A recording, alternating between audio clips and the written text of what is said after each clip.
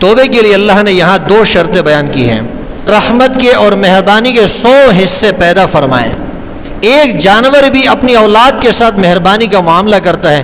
ایک آدمی 60 سال اللہ کی نافرمانی کرتا ہے، 60 سال کے بعد اس کو ہوش آتا ہے، وہ سچی توبہ کرتا ہے، سارے گناہوں کو چھوڑ دیتا ہے، اللہ تعالیٰ اس انسان کو بھی معاف فرما دیتا ہے۔ تو جب وہ رب ہے، رب کا تقاضا یہی ہے کہ وہ مہربانی کرے گا۔ در جوانی توبہ کردن شیوہ پیغمبری، وقت پیری گرگ ظالم می شود پرہیزگار۔ بڑھاپے کے اندر تو بیڑیا بھی جو ہے شکار چھوڑ دیتا ہے۔ میرے بھائی داڑھی کی کوئی عمر نہیں، داڑھی جب آ گئی یہی اس کی عمر ہے۔ اما بعد فاعوذ باللہ من الشیطان الرجیم، بسم اللہ الرحمن الرحیم۔ وَإِذَا جَاءَكَ الَّذِينَ يُؤْمِنُونَ بِآيَاتِنَا فَقُلْ سَلَامٌ عَلَيْكُمْ كَتَبَ رَبُّكُمْ عَلَى نَفْسِهِ الرَّحْمَةَ أَنَّهُ مَنْ عَمِلَ مِنْكُمْ سُوءًا بِجَهَالَةٍ ثُمَّ تَابَ مِنْ بَعْدِهِ وَأَصْلَحَ فَأَنَّهُ غَفُورٌ رَحِيمٌ۔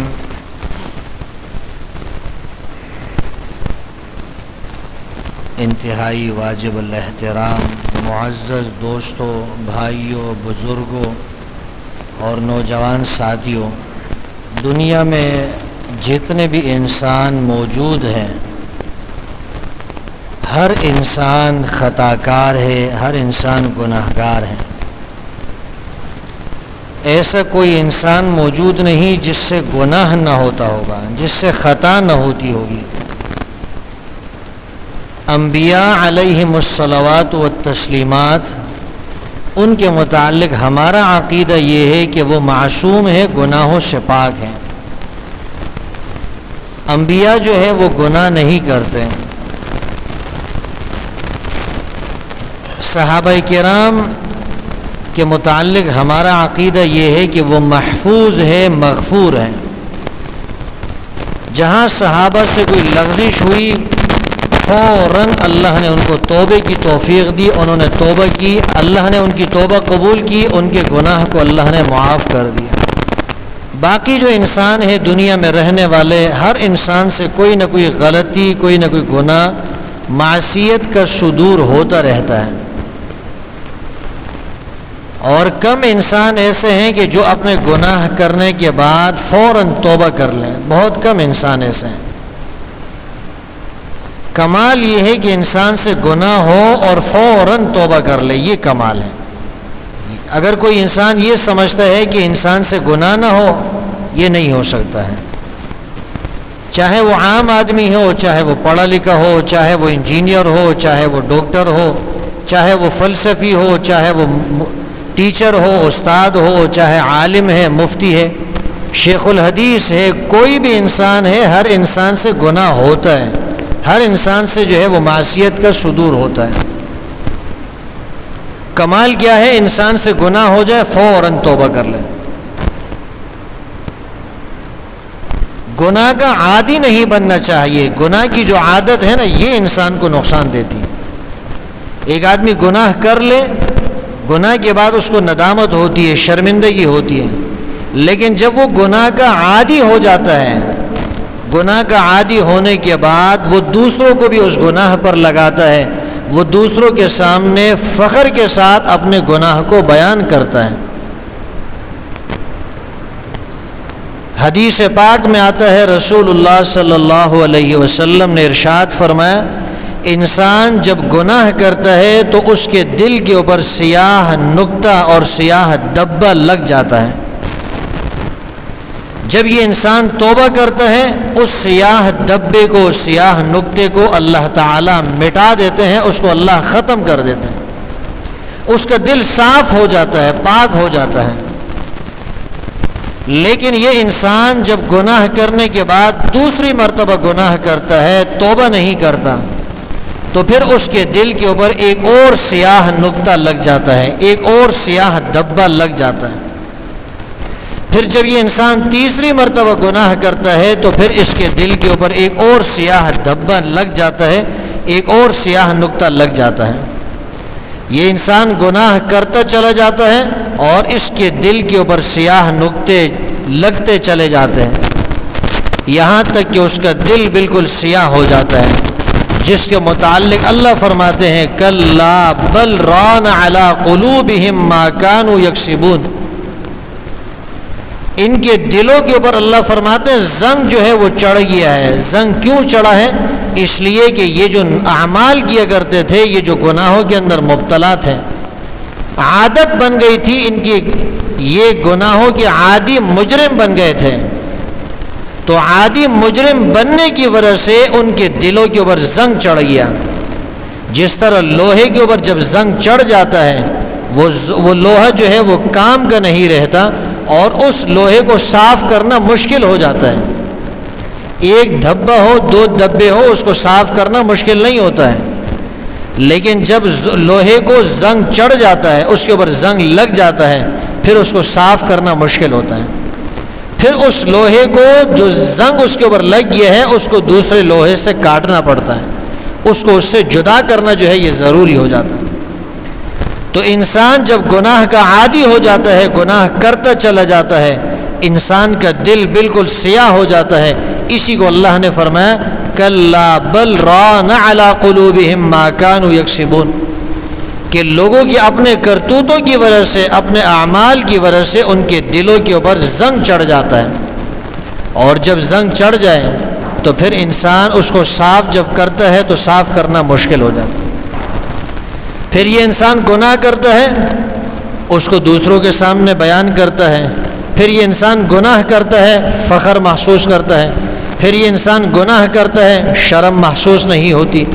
اسی کو اللہ کے رسول نے حدیث میں یوں ارشاد فرمایا اذا لم تستحی فاصنع ما شئت، جب آپ کے اندر حیا ہی ختم ہو جائے، حیا نام کی چیز باقی نہ رہے، تو فاصنع ما شئت، پھر جو چاہو وہ کر گزرو۔ آپ دیکھ لیں کہ جس انسان میں حیا ختم ہو جائے وہ لوگوں کے سامنے جری ہو کر وہ گناہ کا ارتکاب کرتا ہے، اس کو کوئی ندامت نہیں ہوتی ہے، اس کو کوئی شرمندگی نہیں ہوتی، بلکہ وہ اپنے لیے دلائل پیش کرتا ہے۔ ایک فاحشہ عورت، ایک طوائف، وہ جب ناچتی ہے بھری محفل کے اندر اور وہ اپنی اداکاری پیش کرتی ہے، آپ اس سے کہتے ہیں کہ یہ تو گناہ کا کام ہے، تو وہ آپ کو جواب میں یوں کہے گی میں اپنے جسم سے پسینہ نکالتی ہوں، میں محنت کرتی ہوں، میں اپنی محنت کر کے اپنے لیے روزی کماتی ہوں۔ وہ پھر اپنے لیے دلیلیں پیش کرتی ہے۔ چور جب چوری کرتا ہے وہ اپنے لیے دلیل پیش کرتا ہے کہ ہم اس لیے چوری کرتے ہیں، مالدار لوگ زکوٰۃ نہیں دیتے ہیں، ہم ان سے مال وصول کرتے ہیں، پھر ہم غریبوں کو کھلاتے ہیں، غریبوں کی مدد کرتے ہیں۔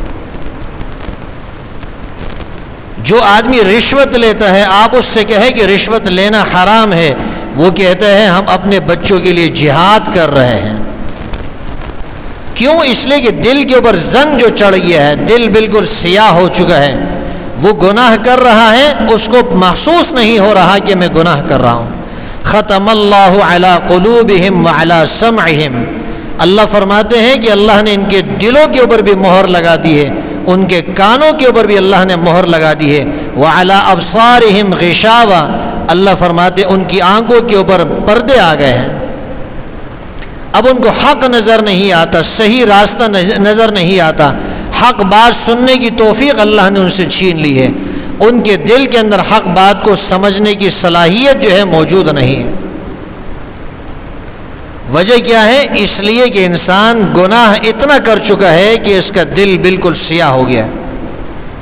لیکن انسان جب فوراً توبہ کرتا ہے گناہ کے بعد، وہ سیاہ دبا ختم ہوتا چلا جاتا ہے۔ حدیث پاک میں آتا ہے، پیغمبر صلی اللہ علیہ وسلم نے ارشاد فرمایا، ایک آدمی کسی جنگل میں ہے، بیابان میں ہے، دشت میں ہے، اور اس کے پاس سواری بھی موجود ہے، اونٹ موجود ہے اس کے پاس، اور اس سواری کے اوپر اس کے کھانے پینے کا سامان بھی موجود ہے۔ آپ ذرا سوچیں ابھی کتنی گرمی ہے، مئی کا مہینہ ہے اور شدید قسم کی گرمی چل رہی ہے، مئی کا مہینہ بھی آدھا گزر چکا ہے، کتنی شدید گرمی ہے، ایک آدمی دھوپ کے اندر کھڑا ہو، محنت مشقت کرے، اس کو احساس ہوتا ہے، پتہ چلتا ہے کہ گرمی کس طرح گرمی ہے۔ اس شدید گرمی کے اندر ایک آدمی دشت و بیابان میں ہے اور وہاں پر اس کے پاس پانی بھی موجود ہے، کھانے بھی موجود ہے، کہیں وہ تھک جاتا ہے اور اس کی آنکھ لگ جاتی ہے۔ جب اس کی آنکھ کھلتی ہے وہ دیکھتا ہے نہ اس کی سواری موجود، نہ اس کے پاس کھانا موجود، نہ اس کے پاس پینے کے لیے کچھ موجود ہے۔ بتائیں اس کی پریشانی کتنی ہوگی، کتنی تکلیف ہوگی اس کو، کتنا وہ پریشان ہوگا، درد اور کرب کے اندر مبتلا ہوگا۔ اس دشت و بیابان میں نہ دکان موجود ہے، نہ کوئی انسان موجود ہے، نہ کھانے پینے کی اشیاء اور کوئی سامان موجود ہے، کوئی چیز یہاں پر موجود نہیں ہے۔ نہ اس کے پاس پیسے ہیں، نہ اس کے پاس کوئی کھانا ہے، نہ اس کے پاس پینے کے لیے پانی موجود ہے، نہ کوئی وہاں پر زندہ انسان موجود ہے جس سے وہ پانی حاصل کر کے اپنی پیاس بجھائے، اپنی بھوک کو مٹائے اور اپنی وحشت کو ختم کرے، اپنے سفر کو جو ہے وہ طے کر سکے، اپنی مسافت کو وہ قطع کر سکے۔ کوئی چیز موجود نہیں، کتنا پریشان ہوگا وہ۔ ڈھونڈتے ڈھونڈتے اپنی سواری کو بھی ڈھونڈتا ہے، کھانا بھی ڈھونڈتا ہے، اس کو کہیں نہیں ملتا۔ تھک ہار کر جب وہ آخر میں کسی جگہ بیٹھتا ہے اور تھکاوٹ کے بعد اس کی آنکھ لگ جاتی ہے، آرام کرتا ہے، اچانک جب اس کی آنکھ کھلتی ہے دیکھتا ہے اس کی سواری بھی اس کے پاس موجود ہے، اس کا کھانا بھی موجود ہے اس کے اوپر، اس کے پینے کا پانی بھی جو ہے اس کے اوپر موجود ہے۔ اتنا خوش ہوتا ہے، اتنا خوش ہوتا ہے کہ خوشی کے اندر کہتا ہے اللہم انت عبدی وانا ربک، اے اللہ تو میرا بندہ ہے، میں تیرا رب ہوں۔ حالانکہ کہنا کیا چاہیے تھا؟ اس کو یہ کہنا چاہیے تھا تو میرا رب ہے، میں تیرا بندہ ہوں، تو میرا رب ہے، میں تیرا بندہ ہوں۔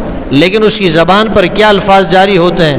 اے اللہ تو میرا بندہ ہے، میں تیرا رب ہوں۔ خوشی کی وجہ سے یہ الفاظ اس کی زبان پر جاری ہوتے ہیں، اس کی زبان اس کے کنٹرول میں نہیں رہتی ہے، اتنی زیادہ خوشی ہے۔ اللہ کے رسول نے فرمایا کہ جتنی خوشی اس انسان کو ہوتی ہے، اس سے زیادہ خوشی اللہ تبارک و تعالیٰ کو اس وقت ہوتی ہے جب انسان اللہ کے حضور توبہ کرتا ہے، گڑ گڑاتا ہے، عاجزی کرتا ہے، رونے لگتا ہے۔ اللہ کو اس سے زیادہ خوشی ہوتی ہے۔ گرمی کا موسم ہو، لائٹ چلی جائے کتنی تکلیف ہوتی ہے۔ آپ کو پتہ ہے 2.5-3 گھنٹے کی لوڈ شیڈنگ ہوتی ہے۔ لائٹ چلی جائے آپ پریشان ہوتے ہیں، لیکن اگر 10 منٹ کے بعد 5 منٹ کے بعد لائٹ آ جائے یا میسج آ جائے کہ 3 دن لائٹ نہیں جائے گی، خوشی کی انتہا ہوتی ہے۔ انسان کتنا خوش ہوتا ہے کہ چلو کچھ تو سہولت ہوگی۔ پانی کے لیے لوگ ترستے ہیں، گیلن کے اندر بھر کر لاتے ہیں، کین کے اندر بھر کر لاتے ہیں، پائپ بچھاتے ہیں، اس کو سمیٹتے ہیں، کتنی مشقت ہوتی ہے۔ لیکن اگر وافر مقدار کے اندر فراوانی کے ساتھ انسان کو پانی میسر آ جائے تکلیف کے بعد، کتنی خوشی ہوگی۔ اللہ تعالیٰ کو اس سے زیادہ خوشی ہوتی ہے جب انسان اللہ کے حضور توبہ کرتا ہے۔ میں نے عرض کیا ایسا کوئی انسان نہیں جس سے گناہ نہ ہوتا ہو، کمال یہ ہے کہ گناہ کے بعد انسان فوراً توبہ کرے، فوراً انسان کو توبہ کرنی چاہیے۔ حدیث میں آتا ہے پیغمبر علیہ الصلاۃ والسلام نے ارشاد فرمایا التائب من الذنب کمن لا ذنب لہ، جو انسان گناہ سے توبہ کرے ایسا ہے گویا کہ اس نے گناہ کیا ہی نہیں ہے۔ اللہ کے رسول کا فرمان غلط نہیں ہو سکتا۔ یہ آسمان پھٹ جائے گا، یہ زمین پھٹ جائے گی، یہ پہاڑ ریزہ ریزہ ہو جائیں گے، یہ کائنات کا نظام درہم برہم ہو جائے گا، لیکن محمد الرسول اللہ صلی اللہ علیہ وسلم کی زبان مبارک سے نکلی ہوئی بات کبھی غلط نہیں ہو سکتی، کبھی جھوٹی نہیں ہو سکتی۔ میرے آقا نے فرمایا جو گناہ سے سچی توبہ کرے ایسا ہے گویا اس نے گناہ کیے نہیں، اس کا پچھلا کھاتا جو ہے وہ معاف ہو جاتا ہے، وہ صاف ہو جاتا ہے۔ جو آیت میں نے آپ کے سامنے پڑھی ہے، اللہ فرماتے ہیں وَإِذَا جَاءَكَ الَّذِينَ يُؤْمِنُونَ بِآيَاتِنَا، اے میرے پیغمبر جو آپ کے پاس وہ لوگ آئیں جو میری آیتوں پہ ایمان لاتے ہیں، فَقُلْ سَلَامٌ عَلَيْكُمْ، آپ ان سے کہہ دیجئے کہ سلامتی ہو تمہارے اوپر، تمہارے لیے دنیا میں بھی سلامتی ہے، تمہارے لیے آخرت کے اندر بھی سلامتی ہے۔ كتب ربكم على نفسه الرحمة، اللہ نے اپنے اوپر رحمت کو، مہربانی کو لکھ دیا ہے، اللہ نے لازم کر دیا ہے۔ اللہ فرماتے ہیں انہ من عمل منکم سوءا بجہالۃ، جس آدمی نے نادانی کے اندر، جہالت کے اندر کوئی برائی کا کام کیا، گناہ کیا، ثم تاب من بعدہ، اس کے بعد اس نے توبہ کی، واصلح، اور اپنے عمل کو درست کر لیا، فانہ غفور الرحیم، اللہ فرماتے ہیں صرف یہ نہیں کہ میں اللہ معاف کرتا ہوں، معاف تو کرتا ہی ہوں، رحیم میں اللہ پھر رحم اور مہربانی بھی کرتا ہوں۔ توبے کے لیے اللہ نے یہاں دو شرطیں بیان کی ہیں۔